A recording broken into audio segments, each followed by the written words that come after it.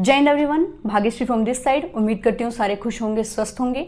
SSC ने अपने revise calendar के अकॉर्डिंग 2 एग्जाम अभी तक कंडक्ट करवा ली है, जिसमें सिलेक्शन पोस्ट और स्टेनोग्राफर। इन दोनों ही एग्जाम के रिव्यू से हमें क्या सीखने को मिला, कौन सी ऐसी टिप्स और ट्रिक्स या हम इन दोनों एग्जाम का कंक्लूजन सीख पाएं जिससे कि हम अपने अपकमिंग एग्जाम में अपना बेस्ट आउटपुट दे पाए। और आज की इस वीडियो में मैं आपको बहुत सारी चीज़ें ऐसी बताने वाली हूँ जो आपकी प्रिपरेशन में हेल्प करेगी और आपको गलती करने से बचाएगी, जिससे कि आप अपने एग्जाम में अपना बेस्ट आउटपुट दे पाए।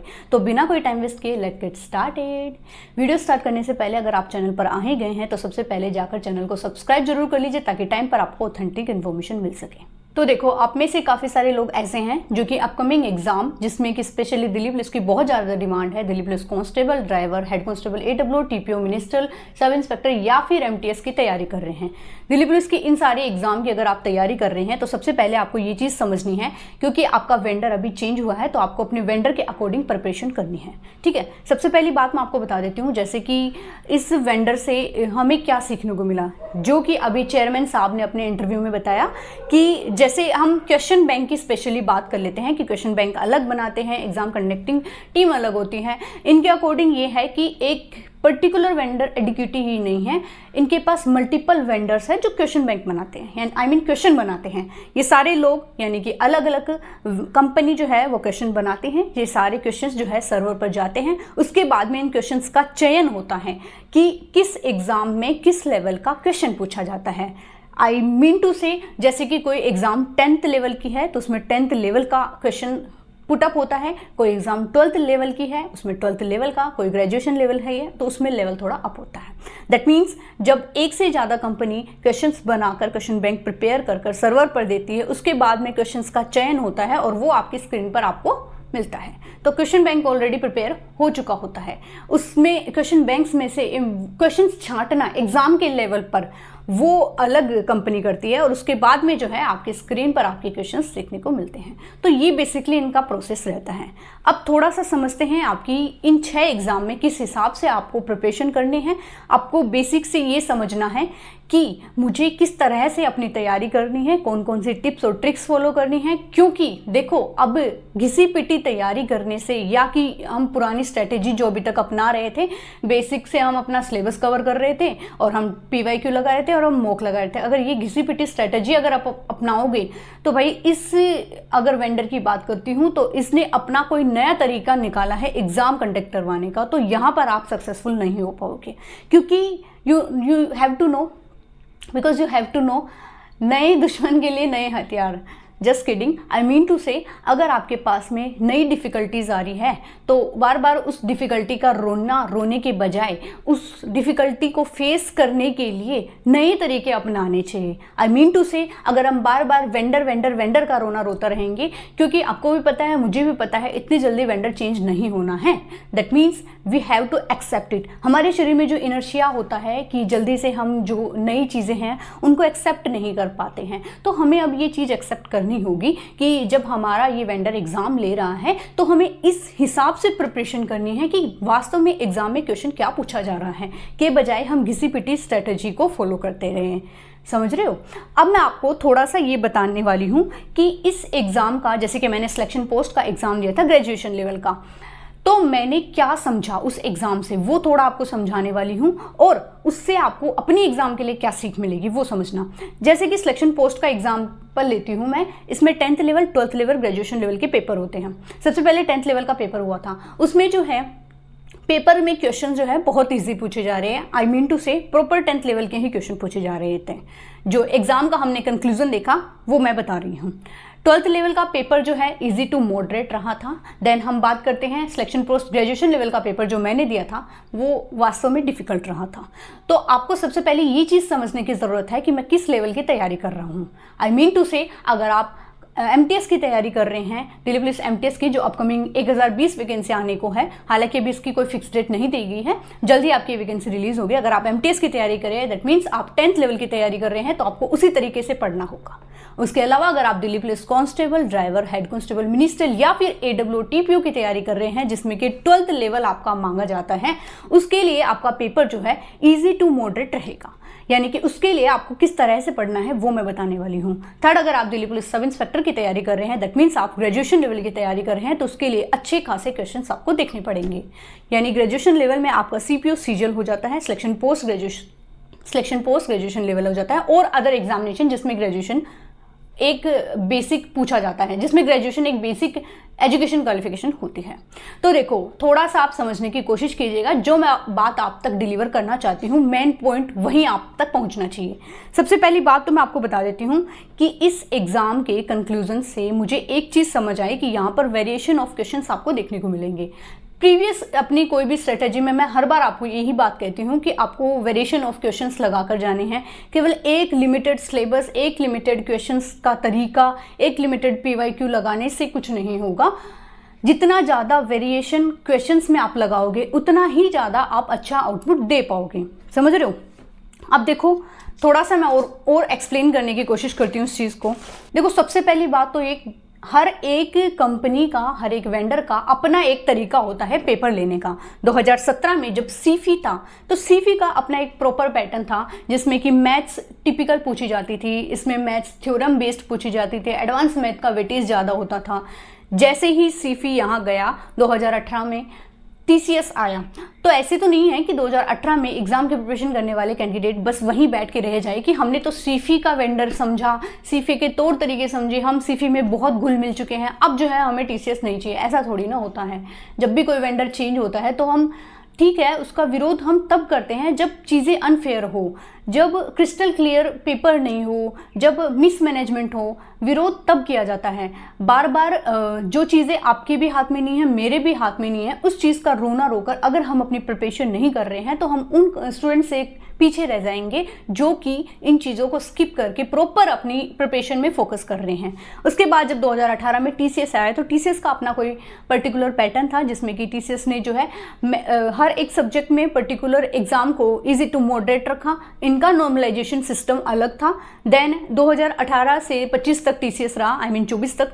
फिर 24 के बाद एंडिंग में, 24 के एंडिंग से ही ये चीज़ें थी कि नया वेंडर लाने की। समझ रहे हो? इनका एक प्रॉपर फिक्स टाइम का जो है वैलिडिटी होता है, उसके बाद में कोई और वेंडर चुना जाता है, तो उसके बाद में नया वेंडर इडिक्विटी आया। अब इडिक्विटी का अपना एक अलग पैटर्न है। यू हैव टू नो इडिक्विटी अब क्या पूछ रहा है, वो बात मैं आपको समझाना चाह रही हूँ।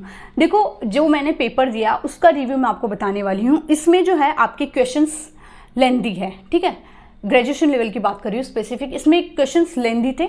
अगर क्वेश्चंस लेंदी होंगे तो स्टूडेंट्स के पास में लिमिटेड टाइम बाउंडेशन होगी। टाइम बाउंडेशन लिमिट होगी, दैट मीन्स वो पूरा क्वेश्चंस नहीं पढ़ पाएंगे, पूरा पेपर अटेम्प्ट नहीं कर पाएंगे, बहुत सारे क्वेश्चंस छूटेंगे, यानी अटेम्प्ट ऑफ क्वेश्चंस कम होंगे। जब अटेम्प्ट ऑफ क्वेश्चंस कम होंगे तो मेरिट आपकी कम गिरेगी, इट मीन्स तो मेरिट आपकी गिरेगी।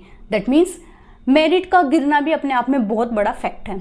जहां एक और, जैसे मान लो कि 200 में से 150 प्लस कट ऑफ जाती थी, वहां अगर हम देखें कि अगर इस हिसाब से वेल प्रिपेयर्ड अगर हम कहें तो क्वेश्चंस पेपर होगा, तो उसमें आपका 110 120 स्कोर करना भी मुश्किल हो जाता है। आई मीन टू से कि अगर पेपर का पैटर्न इस तरीके का है तो हमें तरीका भी वही अपनाना है ताकि हम यहाँ से अच्छा आउटपुट दे पाएँ।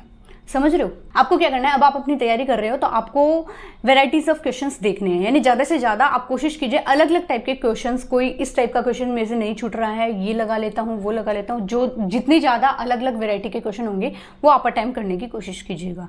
जितनी ज़्यादा वेराइटी के क्वेश्चन लगाएंगे उतना ही आप अच्छा निखर कर आएंगे। अब बात कर लेते हैं पर्टिकुलर टॉपिक्स की। देखो, अगर आप Delhi police constable, AWTPO, minstrel या फिर आप ड्राइवर की तैयारी कर रहे हैं, जो 12th लेवल की एग्जामिनेशन होती है उनकी मैं यहाँ मेनली फोकस कर रही हूँ, क्योंकि सबसे ज़्यादा क्वेरीज मेरे पास उनकी आती हैं। तो देखो, 12th लेवल की एग्जाम्स के लिए जिसमें आपके बेसिक 4 सब्जेक्ट होते हैं, मैथ, GK और कंप्यूटर और रीजनिंग, ठीक है। तो करना क्या है, जहाँ AWTPO में साइंस का भी वेटेज होता है, तो करना क्या है आपको, इन सारे ही टॉपिक के लिए मैं पर्टिकुलर सजेशन दे रही हूँ। जैसे कि अगर रीजनिंग की बात करती हूँ तो इस एग्जाम में रीजनिंग के क्या क्वेश्चन पूछे गए उस पर ध्यान देना। तो रीजनिंग का ऐसा नहीं है कि हाँ चलो हमने रीजनिंग वर्बल नॉन वर्बल पढ़ लिया, इनफ है। इस एग्जाम में नॉन वर्बल रीजनिंग का वेटेज कम है, क्योंकि मैं as I am saying always कि नॉन वर्बल तो फ्री पॉकेट के नंबर है और यहाँ पर आपको मेहनत ज़्यादा करनी पड़ रही है, तो नॉन वर्बल का वेटेज न के बराबर है। दूसरी बात कर देती हूँ, इस एग्जाम में आपको क्रिटिकल थिंकिंग के क्वेश्चन पूछे जाएंगे। आप कितना किसी सिचुएशन को समझ पा रहे हैं वो क्वेश्चन आपसे पूछे जाएंगे। प्रॉब्लम सॉल्विंग के क्वेश्चन आपसे पूछे जाएंगे। इमोशनल इंटेलिजेंस के क्वेश्चन आपसे पूछे जाएंगे। उस चीज़ को ऐसे समझिएगा, जैसे मेरे एग्जाम में क्वेश्चन आया था कि कुछ लोग, आप किसी कैंटीन में बैठे हैं, आपके पीछे कोई एक समूह है जो आपकी बुराई कर रहा है, ऐसे में आपकी प्रतिक्रिया क्या होगी। दैट मीन्स आपसे इमोशनल इंटेलिजेंस का क्वेश्चन पूछा गया है। ठीक है, आपसे आपकी थिंकिंग से क्वेश्चन पूछा जाएगा कि आप ऐसी विशेष परिस्थिति में क्या बिहेवियर रखेंगे। तो ये सारी चीज़ें रीजनिंग में पूछी जा रही हैं। कथन निष्कर्ष, कथन अवधारणा, कथन परिणाम, ये क्वेश्चन पूछे जा रहे हैं। ठीक है, उसके अलावा मॉड्यूल्स फंक्शन का क्वेश्चन पूछा जाता है। मोड दैट मीन्स रिमेनिंग, जैसे मेरी कोई एग्जाम में एक क्वेश्चन था 97 मोड 25 ऐसे करके कुछ क्वेश्चन था, तो मोड का मीन्स होता है रिमेनिंग। तो कुछ एक टर्म्स है जो हमें एक्स्ट्रा सीखने की ज़रूरत है, वो सारी आप सीख कर जाइए। तो मॉड्यूल्स का मतलब होता है रिमेनिंग। जैसे एक्सेल में हम काम करते हैं, एक्सेल में होता है कि मोड 18 ब्रैकेट 4 दैट मीन्स 18 में 4 का डिवाइड किया तो कितना बच गया 2, तो वो मॉड्यूल्स दैट मीन्स रिमेनिंग। तो ये कुछ एक स्पेसिफिक टर्म्स है जो हमें सीख कर जानी है। रिएक्शन बेस्ड क्वेश्चन हो गए आपके रीजनिंग में, मैंने आपको बताया। उसके अलावा स्टेटमेंट कंक्लूजन हो गया, क्यूज हो गया, इफेक्ट हो गया। ठीक है, फिगर इमेज, वाटर इमेज और नॉन वर्बल रीजनिंग का कोई भी यहाँ पर रोल इतना ज़्यादा नहीं है, बहुत कम इसमें पूछा जा रहा है। ठीक है, तो रीजनिंग को आपको कैसे करना है, सबसे पहले आपको क्या करना है, रीजनिंग आपका एक सब्जेक्ट रहता है, उसमें आपकी पर्टिकुलर एग्जाम में कितने कितने क्वेश्चन पूछे जा रहे हैं उस हिसाब से आपको प्रिपरेशन करनी है। और जो एक्स्ट्रा चीज़ें मैंने आपको बताई है, कथन अवधारणा, कथन निष्कर्ष, कथन पूर्व अनुमान, कथन अभिविन्यास, ये सारी चीज़ों पे मेनली फोकस करना है। Critical thinking, problem solving, emotional intelligence, इसके क्वेश्चन आपको बेसिकली ज़्यादा लगा कर जाने हैं। समझ रहे हो, ये आपका रीजनिंग का पोर्शन रहा। बाकी आपको बेसिक से हर एक टॉपिक पढ़ना है। ठीक है, रटी रटाई चीज़ों में कुछ भी नहीं पढ़ा, PYQ का यहाँ ज़्यादा रोल नहीं है।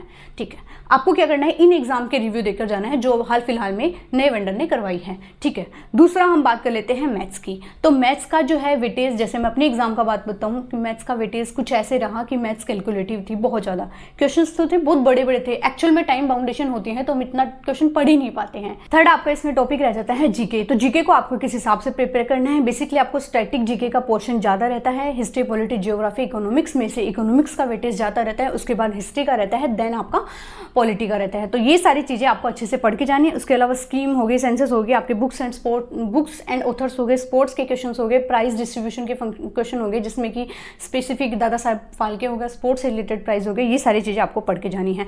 जीके में भी मैं आपको बता देती हूँ, स्टेटमेंट बेस्ड के क्वेश्चन पूछे जा रहे हैं, तो उनकी बहुत अच्छी प्रिपरेशन आपको करके जानी है। दैट मीन्स आपको मेंटली प्रिपेयर होकर जाना है कि हमारे एग्जाम में कैसे क्वेश्चन पूछे जाएंगे और हमें उसके लिए कैसे हिसाब से प्रिपेयर रहना है।